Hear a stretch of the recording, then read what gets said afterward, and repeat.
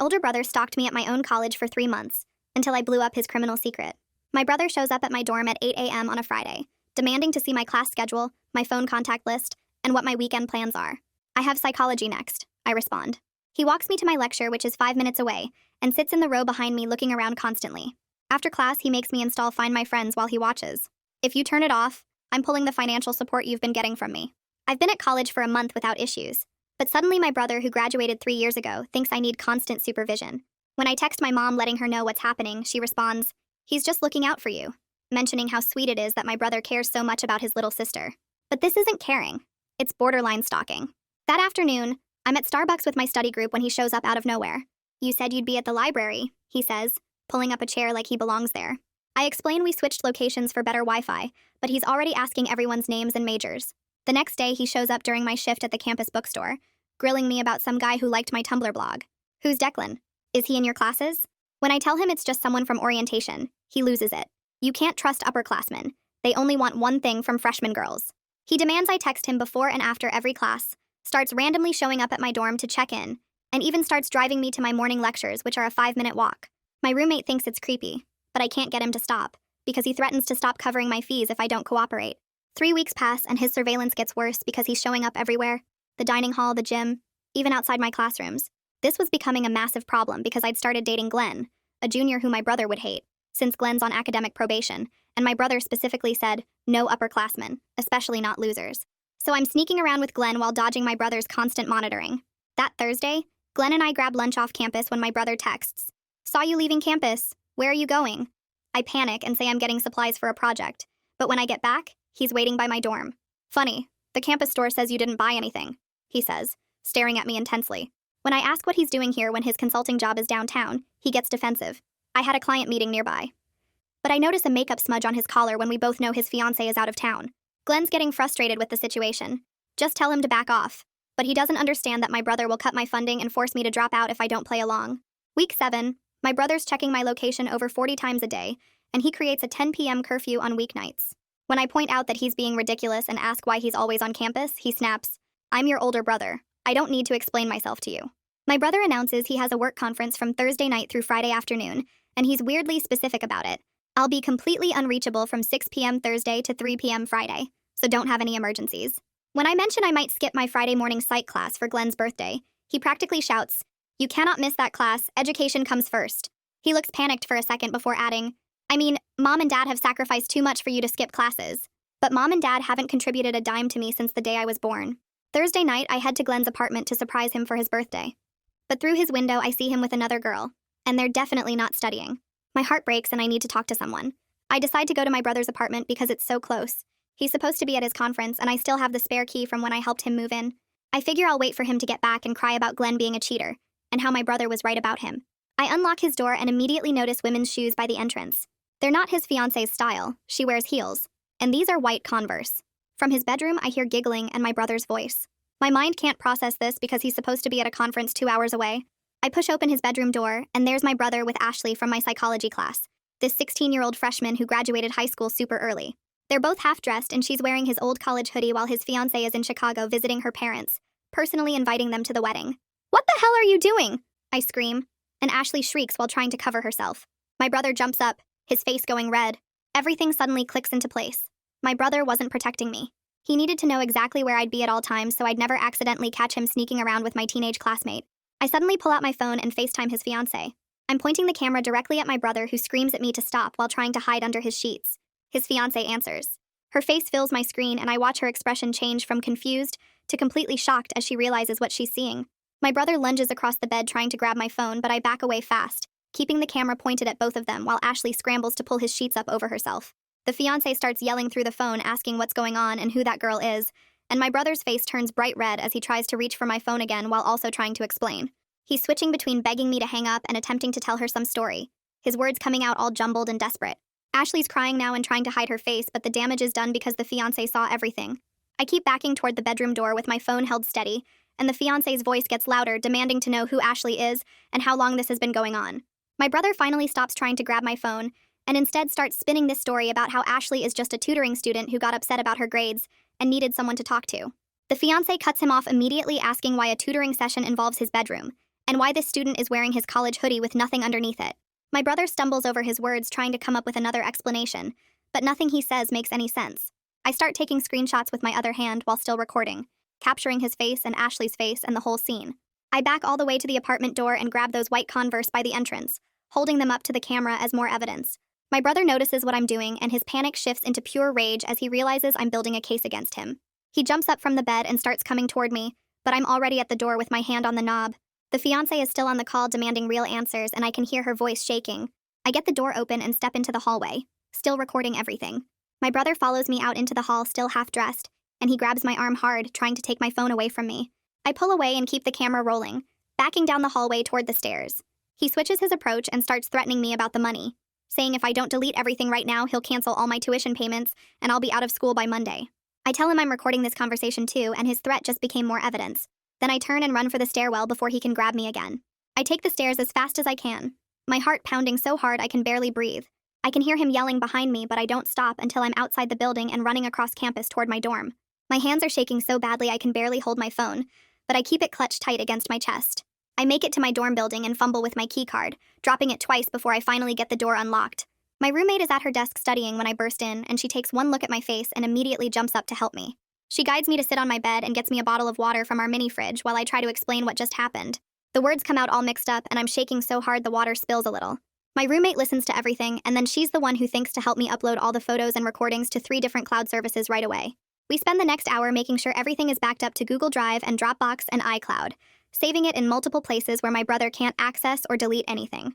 She helps me organize all the files with clear names and dates, so everything is documented properly. Around 2 a.m., my phone lights up with an incoming call and I see it's the fiance calling. My roommate nods at me encouragingly and I answer, putting it on speaker so she can hear too. The fiance has clearly been crying for hours, but her voice sounds determined now instead of just shocked. She asks if I can meet her tomorrow at a public place because she needs to hear everything directly from me without my brother there to spin more stories. I agree to meet her at the Starbucks near campus at 10 a.m., and she thanks me for not hanging up that FaceTime call even though it destroyed her whole world. After we hang up, I try to sleep, but I keep waking up at every sound in the hallway. My phone starts exploding with texts and calls from my brother at 6 a.m., and I watch the messages pile up on my lock screen. One text says he's sorry and Ashley meant nothing to him. The next message says I had no right to invade his privacy, and I'm a terrible sister for ruining his life. My roommate wakes up and reads the messages over my shoulder, pointing out that he's trying every manipulation trick to see what sticks. She tells me to save everything as evidence and helps me screenshot each message before he can delete them. I skip my Friday morning psychology class because I can't face seeing Ashley sitting there right now. Instead, I walk to campus counseling services when they open at 8 a.m., and I tell the front desk person that I need to talk to someone immediately. Moira Booker sees me as a walk-in emergency and brings me back to her office. I give her a shorter version of everything that happened, and she listens carefully while taking notes. She gives me referrals for both legal aid and campus safety, writing down names and office locations on a card for me. Moira explains that my brother's surveillance and financial threats count as harassment, even though he's family, and I have options for protection I didn't know existed. At 11 a.m., I go to the campus safety office and meet with Glenn Sutton, who sits down with me in a private room. I show him my phone with all the location tracking data and tell him about the past 7 weeks of constant surveillance. Glenn creates an official incident report documenting everything, including the classroom surveillance, the threats about my funding, and last night's physical attempt to grab me in the hallway. He types everything into his computer while I talk, stopping occasionally to ask clarifying questions. Glenn explains this creates an official record in the university system and asks if I want to pursue a no trespass order since my brother isn't a current student or employee here. I tell him yes, and he starts that paperwork too. After I leave campus safety, I go back to my dorm and open my laptop to send an email to Phyllis Mercier, the dean of students. I keep it professional and factual, requesting a meeting about harassment from someone who isn't affiliated with the university, but has been accessing campus buildings and my classes. I attach the incident report number Glenn gave me and hit send. Phyllis responds within an hour saying she can meet with me Monday morning at 9 a.m., and thanking me for bringing this to her attention through the proper channels. After I close my laptop, I realize I need to get to my afternoon shift at the bookstore in 20 minutes, so I grab my backpack and head across campus. The walk helps clear my head a little, even though my hands are still shaking when I think about last night. I clock in at the bookstore and spend the next 4 hours shelving returns and helping customers find textbooks, which a relief because it forces me to focus on something normal and immediate instead of replaying that bedroom scene over and over. Around 5 p.m. when things slow down, I remember that Victor Quinn has office hours posted until 6 p.m. on Fridays, so I text my roommate that I'll be back later and walk over to the psychology building. His office door is open and he's grading papers when I knock, and he waves me in with a friendly smile that makes me feel like maybe I can actually get through this conversation. I sit down in the chair across from his desk and take a breath before explaining that I'm dealing with a really serious family situation that's affecting my ability to focus in class. Victor puts down his pen and gives me his full attention, and I'm grateful he doesn't push for details or make me explain the whole mess. He asks what kind of support might help me stay on track academically, and we work out a plan where I can come to his office hours if I need to miss class and get caught up on notes. He writes down his direct email address on a post-it note and tells me to reach out if anything urgent comes up that affects my coursework. I leave his office feeling like at least one part of my life has a safety net now, which is more than I had an hour ago. Saturday morning, I wake up to 3 missed calls from the fiance and a text asking if we can still meet at 10 a.m. at the Starbucks near campus. I text back yes and spend the next hour trying to make myself look presentable even though I barely slept. My roommate offers to come with me for moral support, but I tell her this is something I need to do alone, and she makes me promise to text her every 30 minutes so she knows I'm okay. I get to Starbucks 15 minutes early and order a coffee I don't really want, just so my hands have something to hold. The fiance walks in exactly at 10 a.m., carrying a leather folder, and her eyes are red like she's been crying all night, but her jaw is set in this determined way. We sit at a corner table away from other people, and she opens the folder to show me printed screenshots of text messages between my brother and Ashley. She walks me through 6 weeks of messages where my brother was coordinating their meetups, and every single one is scheduled around my class times with notes like, she has Psych 101 until 3:15, or, her bookstore shift runs until 8. The fiance's voice shakes a little. When she explains she noticed him being distant for the past month but assumed it was wedding stress, and now she's realizing every work conference and client meeting was actually him sneaking around with a teenager. She shows me messages where he's asking Ashley about her schedule and making sure she can get away from her dorm without her roommate noticing, and the level of planning makes me feel sick. The fiance admits she went through his laptop last night after I hung up the FaceTime call and found a whole separate email account he was using to communicate with Ashley that she never knew existed. The fiance looks up from the folder and asks me directly how old Ashley is, and when I tell her that Ashley's 16 and graduated high school super early, all the color drains from her face. She pulls out her phone right there at the table and starts searching age of consent laws for our state, her fingers moving fast across the screen. I can see her reading through legal websites while muttering about how my brother specifically chose someone underage, and her hands are shaking so hard she almost drops her phone. I explain what I know about Ashley being in my intro psychology class and living in the freshman dorms, which seems to make everything worse because the fiance realizes the full extent of the power imbalance here. She looks at me with tears in her eyes and says she feels like she never really knew the man she was planning to marry, and I don't know what to say to that, because I'm realizing I never really knew my brother either. We sit there for another hour while she shows me more evidence and I share the photos and recordings I took on Thursday night, and by the end we've both agreed to share everything we have, because the truth needs to come out no matter how ugly it is. I get back to my dorm around noon feeling emotionally exhausted, and I'm about to take a nap when my phone buzzes with a bank alert. I open it and see that my brother has paused the automatic tuition payment that was supposed to process next week, and my stomach drops so fast I actually feel dizzy. I do the math in my head and realize I have less than 7 days to figure out how to cover my remaining balance, or the university will drop me from all my classes. My roommate finds me sitting on my bed crying and immediately sits down next to me, rubbing my back while I try to explain that my brother just cut off my funding as revenge. She grabs her laptop and pulls up the financial aid website, suggesting we go first thing Monday morning to explore emergency options, because there have to be resources for situations like this. I spend the rest of Saturday in a panic trying to calculate how much money I actually need and what I can possibly do to get it, and every number I come up with feels impossible. Monday morning, I'm waiting outside the financial aid office at 7:45 a.m., even though they don't open until 8, and I'm the first person through the door when they unlock it. The receptionist sees the look on my face and asks if it's an emergency, and I nod while showing her the bank alert on my phone. She walks me back immediately to Ibrahim Collins's office, and he's a middle-aged guy with kind eyes who gestures for me to sit down. I explain that my funding source suddenly disappeared without going into all the family drama details, just that I need help figuring out how to stay enrolled. Ibrahim pulls up my account on his computer and starts running numbers, clicking through different screens while making notes on a pad of paper. He explains there's an emergency grant program for students in crisis situations that might cover about 60% of what I need, and the rest could potentially be handled through increased work-study hours and a short-term university loan.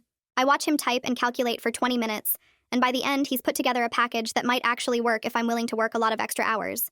It's not perfect, and I'll be paying back that loan for the next year, but it means I can stay in the school without depending on my brother for anything. I leave financial aid and walk straight to the campus bookstore where I'm supposed to work my regular shift in an hour. I find my supervisor in the back office doing inventory and ask if there's any way I can pick up more hours over the next few weeks. She looks at the schedule on her computer and says she can give me an extra 10 hours per week if I'm willing to come in for early morning shifts before my classes start. I agree immediately, even though it means I'll be getting up at 5:30 a.m. 3 days a week, and she adds me to the schedule starting tomorrow. She doesn't ask why I suddenly need more money, and I'm grateful for that. Just tells me to make sure I don't let the extra hours affect my grades. I thank her and head to the floor to start my regular shift, feeling slightly less panicked now that I have at least part of a solution. Saturday evening, I'm walking back from the library around 7 p.m. when I spot my brother's car parked in the lot near my dorm, and my heart immediately starts pounding. I stop walking and pull out my phone to call campus safety, and Glenn Sutton answers on the second ring. I tell him where I am and that my brother's car is here even though he's been told to stay away, and Glenn says he's on his way with a colleague. I wait by the library entrance where there are other students around, watching my brother's car from a distance. Glenn and another campus safety officer arrive within 5 minutes and approach the car with flashlights even though it's not fully dark yet. I see them talking to my brother through the driver's window and writing things down in notebooks, and after about 10 minutes they walk him back to where I'm standing. Glenn tells me they've documented this incident and informed my brother that he needs to leave campus property immediately, and that his previous behavior has been officially reported to the university administration. My brother tries to make eye contact with me, but I look away, and Glenn and his colleague wait until my brother drives off campus before letting me walk back to my dorm. Sunday morning, I'm still in bed when my phone rings at 9 a.m. with Mom's name on the screen. I almost don't answer, but I know she'll just keep calling, so I pick up and immediately hear her say that my brother told her I'm making his life difficult. I cut her off before she can finish and tell her I have photo evidence and witness testimony of everything that happened. Mom tries the whole family should stay private speech that I knew was coming, but I tell her flat out that her son was stalking me for 2 months to hide his affair with a 16-year-old, and I'm not protecting him just to keep up appearances. She gets quiet for a moment and then asks if I'm sure about Ashley's age, and I tell her yes. Ashley's in my psychology class and she's definitely 16. Mom's voice changes a little after that, getting less defensive and more uncertain, but she still asks me to think about how this will affect the whole family. I tell her I've thought about it plenty, and my safety matters more than family reputation, and then I hang up before she can guilt trip me any further. I spend the rest of Sunday afternoon sitting at my desk with my roommate, creating a timeline document of every stalking incident I can remember from the past 7 weeks. She pulls up a template on her laptop and starts typing while I talk through each memory, organizing everything by date and time. We include the day he first showed up at my dorm demanding my schedule, every time he appeared at my classes or workplace, all the location tracking data we can document, the texts about curfew, the threats about my funding. My roommate suggests we add context notes about what was happening in his life at those times, based on what we now know about Ashley, and the pattern becomes impossible to ignore. By the time we finish, the document is 12 pages long with screenshots and photos embedded throughout, and seeing it all laid out like this makes me realize just how calculated and intense his surveillance really was. Sunday night around 10 p.m., my phone buzzes with a text from Glenn asking if we can talk about what happened at his apartment. I stare at the message for a minute before typing back that there's nothing to discuss. He immediately responds trying to apologize and explain that the other girl didn't mean anything, but I tell him I'm dealing with actual serious problems right now, and his cheating drama is honestly the least of my concerns. He sends 3 more messages trying to justify himself, and I don't even read them fully before blocking his number, because I genuinely don't have the emotional energy for his excuses on top of everything else that's happening.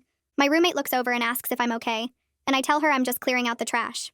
Monday morning, I show up at Phyllis Mercier's office at 9 a.m. with my 12-page timeline document and all the evidence I've collected over the past few days. She waves me in, and I hand her the folder, then sit in the chair across from her desk while she starts reading through everything. Her expression changes as she goes through each page, her eyebrows pulling together and her mouth getting tighter. She flips back to look at something on page 3, then forward to page 8, connecting the dots between my brother's surveillance pattern and the times he was meeting Ashley. When she gets to the screenshots showing he checked my location 47 times in one day, she sets the papers down and looks at me directly. She explains that while my brother isn't a student or employee here, the university can issue something called a persona non grata notice that would ban him from all campus property. The process takes a few days because their legal team has to review everything, but based on what she's seeing in my documentation, she's going to recommend it immediately. She asks about the incident where he tried to grab my phone in his apartment hallway, and I describe how he followed me out and physically grabbed my arm. Phyllis takes notes on a yellow legal pad, underlining certain phrases, and tells me this pattern of behavior combined with the physical contact attempt makes a strong case. She says campus safety will be notified today, and they'll start the formal review process by tomorrow morning. I thank her, and she tells me to keep documenting everything, even small incidents, because patterns matter in these situations. Walking back to my dorm, I feel this weird mix of relief and anxiety, like maybe someone's actually taking this seriously, but also knowing my brother's going to lose it when he finds out. My roommate's in class, so I have the room to myself, and I pull out my phone to compose the text message to my brother. I type and delete about 6 different versions before settling on something clear and direct. My roommate gets back around noon, and I show her what I wrote, and she suggests a few small changes to make it more formal and less emotional. The final version says, I don't want any contact from him. He needs to stay away from campus and my workplace, and any future communication should go through official channels only. My hands shake a little as I hit send, then immediately I screenshot the message and the delivery confirmation. I create a new folder in my cloud storage labeled No Contact Documentation, and upload the screenshot there, knowing he'll probably ignore this boundary but wanting proof I said it clearly. My roommate squeezes my shoulder and suggests we get lunch, but I'm not hungry, just wired and anxious about what happens next. That afternoon, I head to my psychology class, trying to focus on Victor Quinn's lecture about cognitive patterns, but my mind keeps wandering to whether my brother got my text and how he's reacting. After class, I'm packing up my notebook when Victor approaches my desk and asks if he can speak with me privately for a moment. We step into the hallway away from other students, and he tells me quietly that my brother contacted him via email this morning. My stomach drops, and Victor quickly adds that he didn't share any information about me, just responded professionally that he couldn't discuss student matters with people who aren't enrolled. He wanted me to know about the contact attempt, though, because it seemed like something I should be aware of given my earlier meeting about accommodations. I thank him for telling me and for not engaging with my brother's manipulation, then pull out my phone right there in the hallway. I forward Victor's information to Phyllis Mercier with a brief note explaining, "This is another example of my brother trying to work around boundaries by contacting people in my life."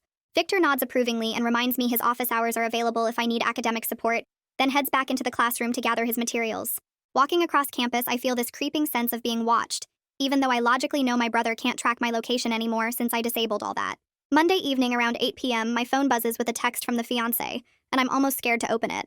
She says she's seriously thinking about calling off the wedding but needs a few days to work through all the details. Her parents are flying in next weekend, and she doesn't know whether to tell them everything now or wait until after they arrive and deal with it in person. I read the message twice, then type back that I support whatever choice she makes, and I'm happy to share my evidence if she needs it for any reason. She responds with a simple thank you and that she'll keep me updated. Then the conversation ends. I set my phone down and stare at the ceiling of my dorm room, thinking about how many lives my brother's managed to mess up with his lies and control. Tuesday morning, I walk into psychology class and immediately spot Ashley sitting in her usual seat 3 rows ahead. She looks completely exhausted, with dark circles under her eyes that even makeup can't hide, and she's slumped in her chair staring at her closed notebook. The lecture feels endless and I keep glancing at her, trying to figure out if I should say something or just leave her alone. When class ends, I pack up slowly, watching as Ashley gathers her stuff and heads for the door. I follow her into the hallway and catch up to her near the water fountain, keeping my voice quiet and my tone as neutral as possible. I ask if she's okay, and she immediately gets defensive, her shoulders tensing up and her eyes going wide. But then I see the fear underneath the defensiveness, this scared look that makes her seem even younger than 16. I tell her I'm not mad at her, that I'm actually worried about her safety given everything that happened. I mention the age difference and the power imbalance, how my brother was in a position of authority and used that. Ashley's eyes start getting wet and she looks away, hugging her backpack against her chest. She admits she's been feeling confused and scared about the whole situation, but didn't know who to talk to because everyone's been looking at her weird. I pull out my phone and open my notes app where I saved Moira Booker's contact information from campus counseling. I read off the number while Ashley types it into her phone, and I tell her there are people who can help her work through this confidentially. I also say, as gently as I can, that what my brother did wasn't okay, regardless of whether it was technically legal in our state. A 16-year-old and a guy in his mid-20s isn't an equal relationship, especially when he was tracking and controlling his own sister to hide it. Ashley's tears actually spill over then, and she wipes them away fast, glancing around to make sure no one's watching. She takes the number and admits she's been feeling like maybe she made a mistake getting involved with him, that some of the things he said and did are starting to seem wrong now that she has distance. We stand there awkwardly for another minute. Then she thanks me quietly and walks away toward the student union. I head in the opposite direction toward my dorm, hoping she actually calls that number instead of just deleting it. Tuesday night, I'm working on an assignment when my laptop dings with a new email notification.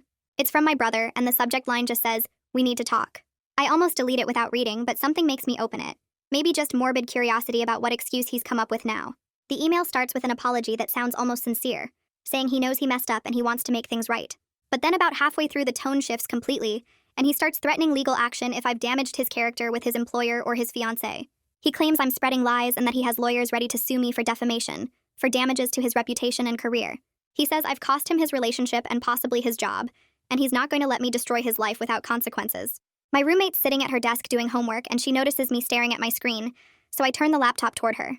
She reads the email and actually rolls her eyes, pointing out that truth is a defense against defamation, and everything I've shared is documented fact with evidence.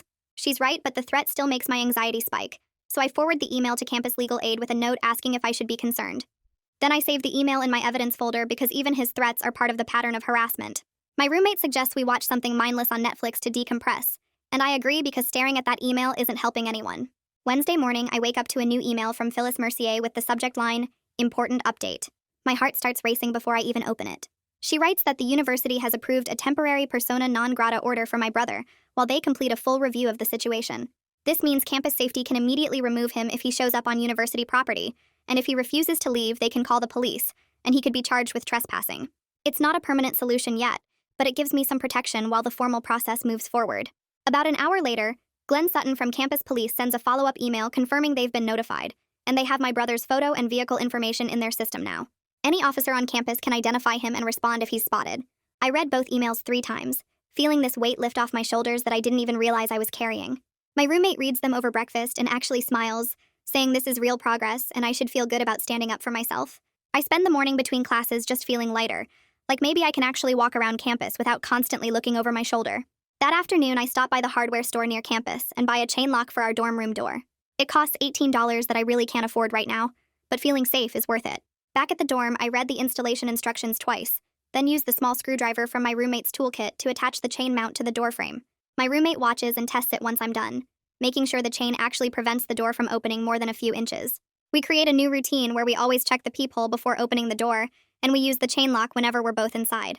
That night, I lie in bed and still wake up at every sound in the hallway, my heart jumping each time I hear footsteps or voices. The chain lock helps a little, this physical barrier between me and whatever's outside, but my sleep is still restless and broken.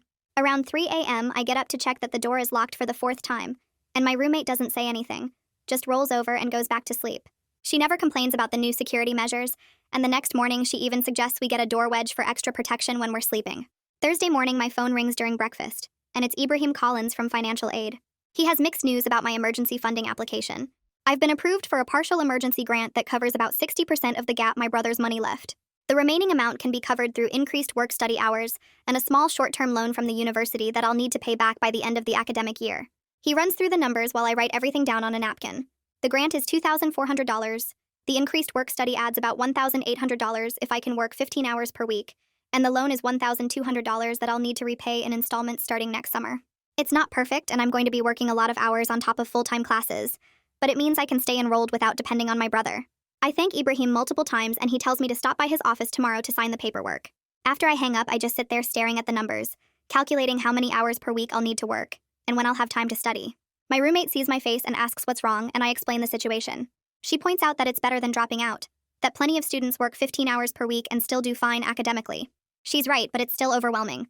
This reality of having to support myself completely at 18 while trying to keep my grades up. Thursday afternoon, I pull out my phone and call my dad, sitting on my bed while my roommate is at class. He picks up on the fourth ring and sounds distracted like he's doing something else while talking to me. I explain the situation with my brother cutting off funding and ask if there's any way he could help cover some of the gap, even just a few $100s. Dad makes these vague noises about how he'd like to help, but money is tight right now. And then he says, maybe my brother and I should just sit down and work this out like adults.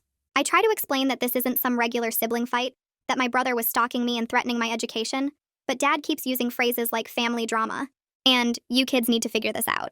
He suggests I apologize to my brother for whatever I did to upset him, and that's when I realize he either doesn't understand or doesn't want to understand what actually happened.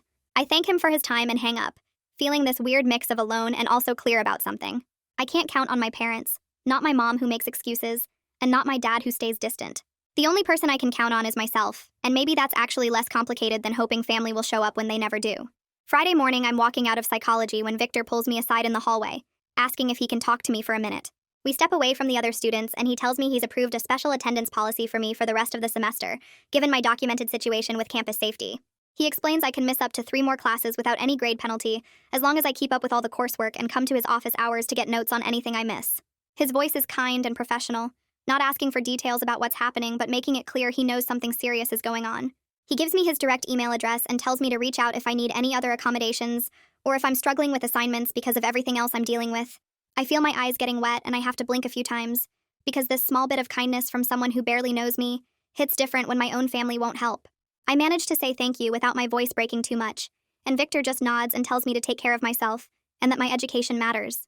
Walking back to my dorm, I feel this weight lift a little, knowing I have one less thing to stress about if I need to miss class for court or safety reasons. Friday afternoon, my phone buzzes with a text from the fiance while I'm between shifts at the bookstore. She says she moved out of my brother's apartment last night and she's staying with a friend while she figures out what to do next. She hasn't made a final decision about the wedding yet, but she needed physical space from him to think clearly about everything. I text back that I'm glad she's somewhere safe and that she doesn't owe me updates about her decisions, but I appreciate her keeping me in the loop since we're both dealing with the mess my brother created. She responds with a simple thank you and says she'll let me know if she needs any of the evidence I have for legal purposes or anything else. I save the conversation to my evidence folder because it shows another person my brother hurt with his lies, another relationship he destroyed while he was busy tracking my every move. By the end of the second week after everything happened, I notice Ashley has missed 3 psychology classes in a row. At first, I figure she's just avoiding me, but then I start hearing whispers and rumors around campus about why she's been absent. Some people apparently know about her involvement with my brother, and the gossip is getting really mean, with students calling her names and making assumptions about what kind of person gets involved with someone that much older. I overhear two girls in the bathroom talking about how she was stupid to think he actually cared about her, and another conversation in the dining hall about how she got what she deserved. I feel this complicated knot of emotions because I'm still angry at the situation and how it affected me, but I also can't ignore that Ashley is 16 years old and was targeted by my brother who's almost a decade older and definitely knew better. She's facing these heavy social consequences while he's just hiding out somewhere, and the unfairness of that sits wrong with me, even though I'm not ready to be her friend or anything. Monday of the third week, I have a scheduled meeting with Phyllis in her office, and she walks me through my options for getting a civil protective order against my brother. She explains the whole process from start to finish, how I'd need to file paperwork at the courthouse, and there would be a hearing where a judge decides whether to grant it. The pros are that it would be legally enforced with actual criminal penalties if my brother violates it, and it would create a stronger paper trail than just the campus ban.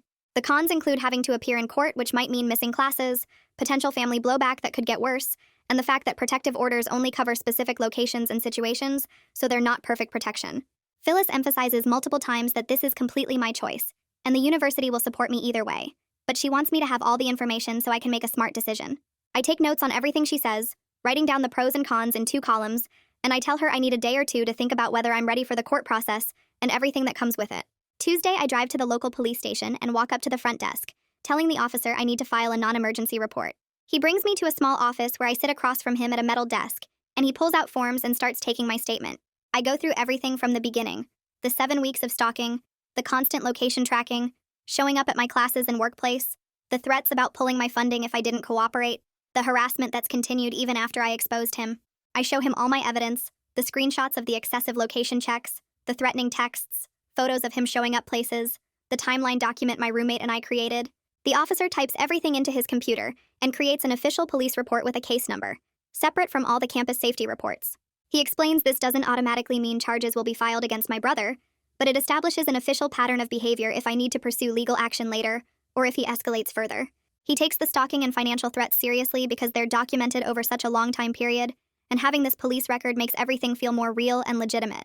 I leave the station with a copy of the report and the case number written down, adding it to my growing folder of evidence. Wednesday afternoon, I'm in the library studying when my phone rings, and it's my mom calling. She says she's on campus and wants to talk to me in person, and can I meet her somewhere? I suggest a coffee shop that's off campus because I don't want her running into anyone I know, and I walk there feeling my stomach tight with stress. Mom's already sitting at a corner table when I arrive, and she starts immediately with how we need to talk about this situation with my brother. She's still in that denial mode, trying to minimize what he did, saying things like, he made some mistakes, but he's still your brother, and this is getting blown out of proportion. I pull out printed copies of evidence from my backpack, things I specifically chose to show her, his texts threatening to cut my funding, screenshots showing he checked my location over 40 times in one day, and documentation that Ashley is 16 years old. I spread them on the table between us and tell Mom to read them. Really read them. Because I'm not going to keep pretending this was normal brother behavior. Mom gets quiet as she goes through the papers, and I watch her face change as she processes what she's seeing in black and white. I can see her struggling between her instinct to protect her son and the reality of his actions that she can't explain away when it's right there in front of her. We're still sitting at that coffee shop table when I glance out the window and see my brother's car pulling into the parking lot. My heart jumps and I realize immediately that Mom must have told him where we were meeting, that she set this up as some kind of ambush to make me talk to him. I grab my phone and text Glenn with 911 and my location. Then I text campus legal aid too, just to have it documented. Within maybe 3 minutes, Glenn's car pulls up along with a local police car since we're off campus, and they get out and walk toward my brother's vehicle before he can even get to the coffee shop entrance. I watch through the window as Glenn and the police officer talk to my brother, and I can see him getting angry and gesturing toward the building where I am. The officer is clearly explaining something to him, probably about the persona non grata order, and how showing up where I am counts as harassment, and eventually my brother gets back in his car and drives away. Mom watches the whole thing too, looking upset but not saying anything, and I notice she's not defending him or trying to call him back. After Glenn and the police officer leave and it's just me and Mom again, she tries a different approach. She wants me to agree to keep this whole thing quiet and not pursue any formal legal action because it will hurt the family's reputation in the community. She talks about how people will judge us and how it will affect family gatherings and what relatives will think. I look at her across the table and tell her that her son stalked me for 2 solid months, threatened my education to control me, and did all of it to hide his affair with a 16-year-old girl, and I'm not going to sacrifice my safety so our family can look good to other people. I tell her I'm done protecting him and done pretending this is something small we can just smooth over. Mom leaves after that, gathering her purse and coat with this upset expression, but I notice she doesn't actually defend his actions anymore or try to justify what he did. She's just worried about what people will think, and that tells me everything I need to know about her priorities. I sit at the coffee shop for another 20 minutes after she's gone, drinking my cold coffee and feeling oddly calm about the fact that I just drew a clear line with my own mother. Thursday, I go to the courthouse with an attorney from campus legal aid, and we sit in the clerk's office filling out paperwork for a limited protective order. I request that my brother has to stay at least 500 feet away from me, my dorm building, all my classes, and my workplace at the bookstore. The forms are long and complicated with legal language I don't totally understand, but the attorney helps me go through each section and explains what everything means. The court clerk reviews our paperwork and tells us there will be a hearing scheduled where a judge will decide whether to grant the order, probably in about 2 weeks. She explains I'll need to appear in court, and my brother will be notified and given a chance to respond, which makes my stomach flip because it means seeing him in person. But the legal aid attorney tells me the evidence I have is really strong, especially with the police reports and campus documentation and all the screenshots showing the pattern of behavior. Walking out of the courthouse, I feel nervous, but also like I'm finally taking real legal action to protect myself, instead of just reacting to whatever my brother does next. I have a case number and a hearing date written down, and it's one more official step toward making sure he can't keep controlling my life. Friday morning, I'm back in my dorm scrolling through notifications when a LinkedIn message pops up from someone at my brother's consulting firm. The message is professionally worded but clearly fishing for information, mentioning that my brother filed an internal complaint about family interference affecting his work performance and asking if I'd be willing to discuss the situation. My first instinct is to write back and defend myself because the idea that I'm interfering with him is completely backwards. But my roommate reads over my shoulder and immediately shuts that down. She points out that my brother is obviously trying to bait me into making contact, that he can screenshot and use against me in court, and responding would just give him ammunition. I take a screenshot of the message for my records, add it to my evidence folder, and then block the account. It's hard not to defend myself when someone's spreading lies about me to his coworkers, but I'm starting to understand that sometimes the smartest move is to just stay quiet and let my documented evidence speak for itself. Monday morning, I show up to Victor's office during his posted hours, and he gestures for me to sit down. He's been really kind about the whole situation, and today he brings up the option of reducing my course load to part-time status given everything I'm dealing with. I shake my head before he even finishes explaining because dropping to part-time would completely mess up my financial aid package and my housing eligibility. Plus, I've worked way too hard to let my brother force me out of school.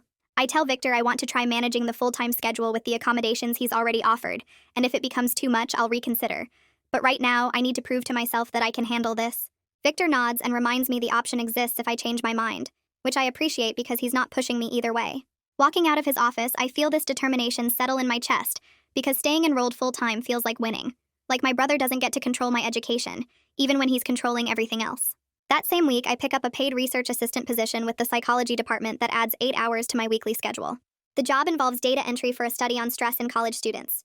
And the irony of entering data about student stress while living through my own crisis isn't lost on me. But the pay is decent, and the work schedule is flexible around my classes. I can do most of it in the lab whenever I have free time between classes or in the evenings, which works perfectly with my bookstore shifts. My schedule is completely packed now between classes, bookstore hours, and research time, but honestly staying busy helps because it gives me less time to sit around thinking about all the family drama. I'm exhausted by the end of each day, but it's the good kind of tired where I've actually accomplished things instead of just surviving. Wednesday night, I'm lying in bed scrolling through my phone when a DM notification pops up on social media from Ashley. The message says she's confused and scared and asks if I can send her information about counseling resources. She explains that my brother has been texting her constantly trying to convince her that I'm lying about everything and manipulating people against him, but she's starting to see through what he's doing. I sit up and type out a careful response that includes Moira's contact information again, along with a crisis line number, keeping my tone supportive but making sure I'm not trying to be her therapist, because I'm definitely not equipped for that. I tell her I'm glad she's reaching out for help, and that talking to a professional counselor will be really good for her. After I send it, I screenshot the conversation and add it to my evidence folder. Then I lie back down feeling this weird mix of anger at my brother for manipulating a 16-year-old and hope that Ashley's actually going to get herself some help. Thursday afternoon, Ashley texts asking if we can meet somewhere public to talk, and I suggest a table in the main area of the student union, where there are always tons of people around. When I get there, she's already sitting at a corner table looking exhausted with dark circles under her eyes. I sit down across from her and she immediately pulls out her phone, her hands shaking a little as she scrolls through messages. She shows me texts from my brother where he's calling me jealous and vindictive, claiming I'm making up stories to ruin his life because I've always been the problem child in the family. I read through them feeling my jaw clench because he's really committed to this narrative where I'm the villain. But then Ashley swipes to a different conversation and shows me something new. Screenshots she took of messages between her and my brother from weeks ago.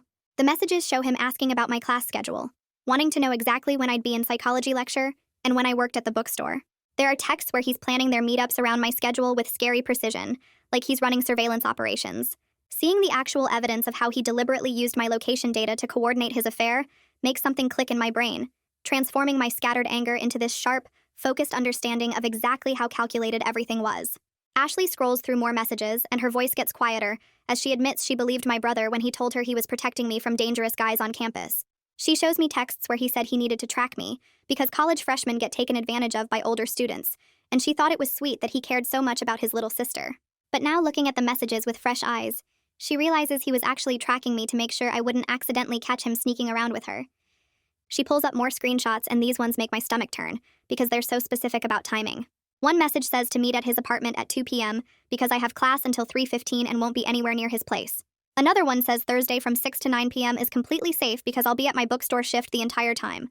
There's even one where he tells her to the park in the visitor lot behind his building instead of the front because that's the route I take when I walk over. The level of calculation is honestly chilling because it proves beyond any doubt that this was never about keeping me safe from anything. It was always about his convenience and his secrecy, using me like a chess piece he had to keep track of so his affair wouldn't get exposed. I ask Ashley if I can forward these screenshots to some people, and she nods, saying she wants to help because she's starting to understand how messed up the whole situation was. I immediately pull out my phone right there at the table and forward everything to Phyllis, Glenn, and the fiance, adding a note explaining these are messages showing premeditation and coordination. That same evening after Ashley leaves, I walk straight to the campus police station and ask to update my police report with new evidence. The officer on duty pulls up my case file and I show him the screenshots on my phone, explaining how they prove my brother was using surveillance technology to coordinate an affair with a minor while lying to everyone involved. The officer takes detailed notes and adds everything to the report, then mentions I should share this with my legal aid attorney because it significantly strengthens my protective order case. Walking back to my dorm, I feel this weird sense of validation because the messages demonstrate a clear pattern of manipulative and predatory behavior that goes way beyond just a sibling argument. And now there's concrete proof that multiple people can see.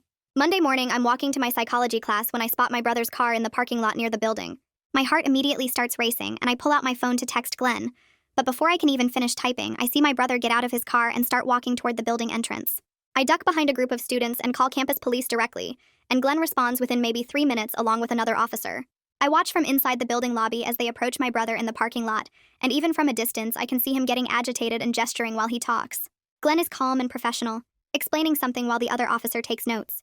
My brother tries to argue that he just wants to talk to me and work things out like adults, but the officers aren't having it. They explain that his presence on campus is now a criminal trespass issue because of the temporary ban, and they're issuing him a formal citation and warning. I watch through the glass doors as they escort him back to his car, my heart pounding hard enough that I can feel it in my throat, but also feeling this rush of validation that the system is actually working to protect me.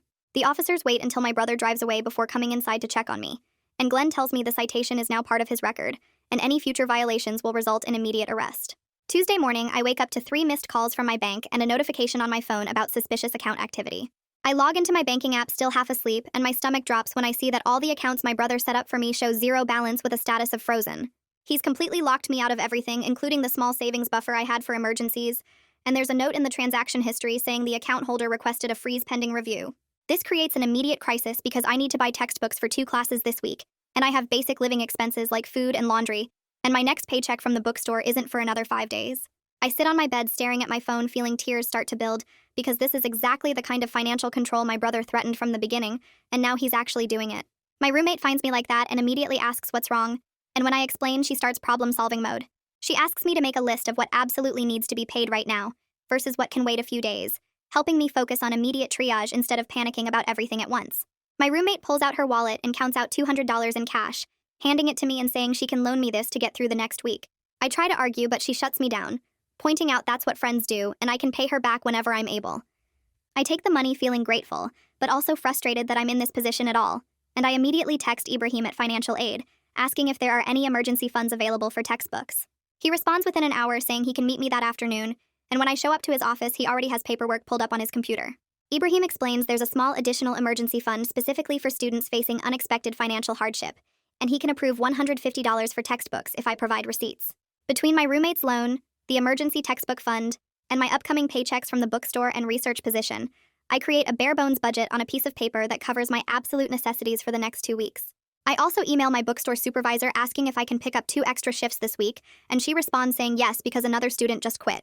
The budget is going to be really tight, and I'll be completely exhausted working all those hours on top of classes, but I can survive this without crawling back to my brother for money, and that matters more than being comfortable.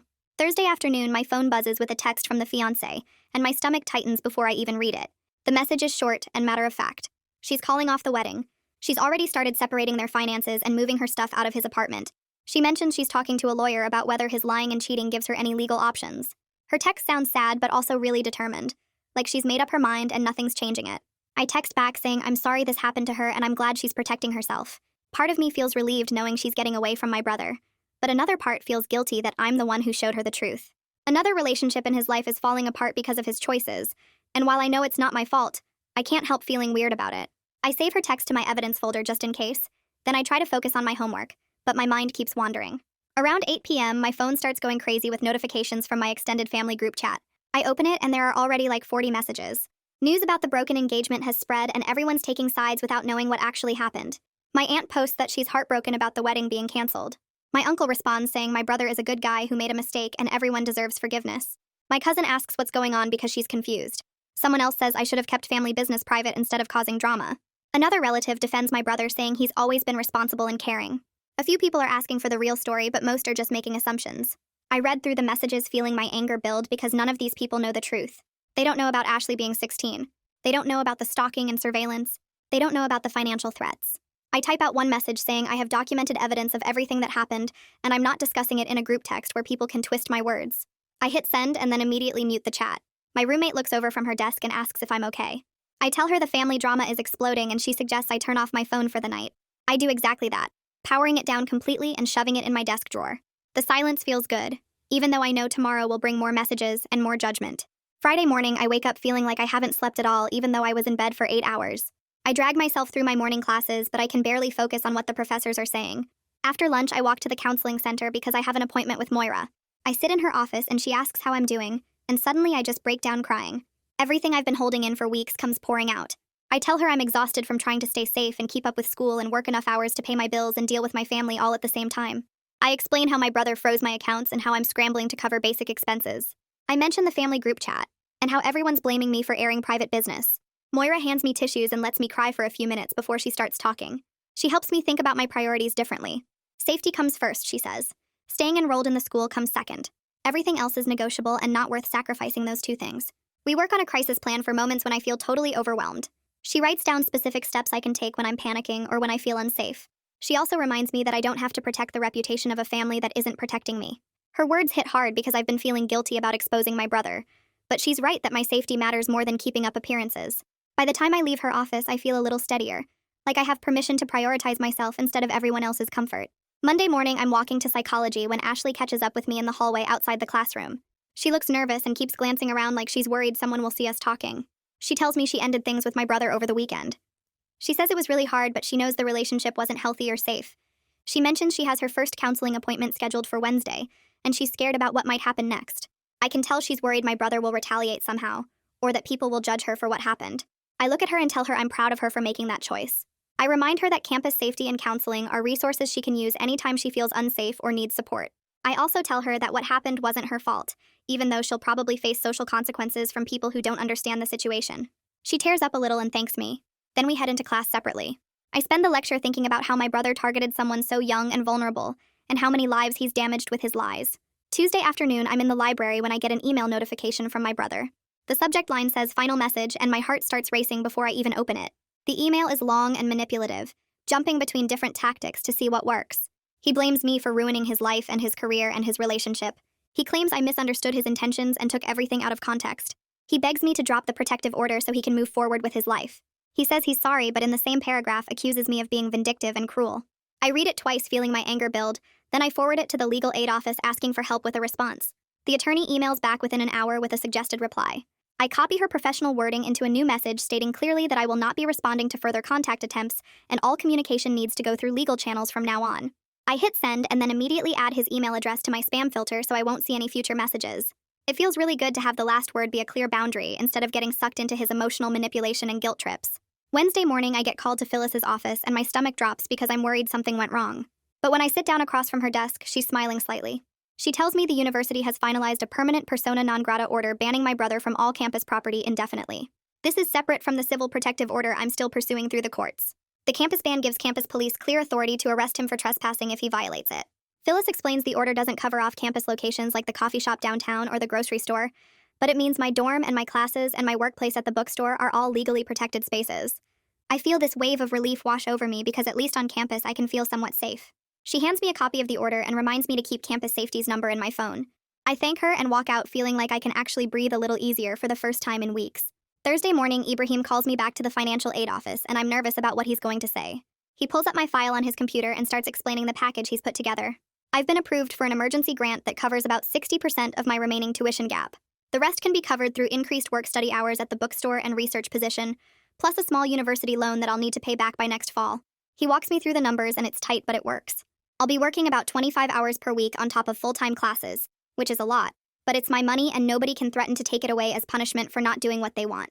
Ibrahim prints out all the paperwork and has me sign in multiple places. He tells me the payments will start processing next week, and my account will be cleared. I leave his office feeling this huge weight lift off my shoulders because I can actually stay in the school without depending on my brother.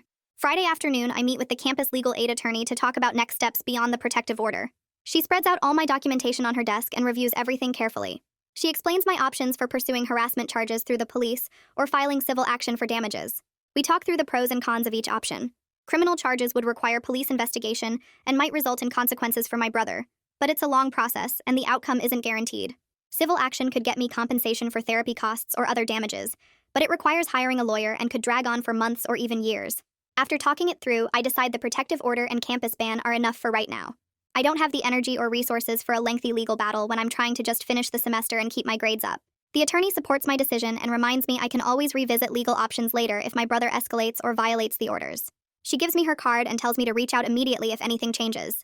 Over the weekend, my roommate helps me go through all my devices and implement serious digital hygiene practices.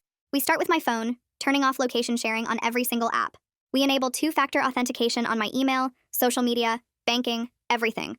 I change all my passwords to new complex ones and write them down in a notebook I keep locked in my desk. We review all my privacy settings on every platform, making sure my profiles are private and my location data isn't being shared. My roommate suggests we check for tracking software, so we go through my phone apps one by one looking for anything suspicious. We find a location tracking app my brother must have installed that first day when he made me set up sharing, so I delete it immediately. We do the same thing with my laptop, and just to be completely safe, we factory reset it and reinstall everything from scratch. It takes most of Saturday, but by the end I feel so much more in control of my information and my safety. Taking these concrete steps makes me feel like I'm reclaiming the privacy my brother violated for weeks. The following week, I take my psychology midterm, and I'm actually prepared despite everything else going on. Victor's flexibility with office hours helped me stay on top of the material even when I had to miss class. Having a structured academic goal to focus on provided a welcome break from all the family drama and legal stuff.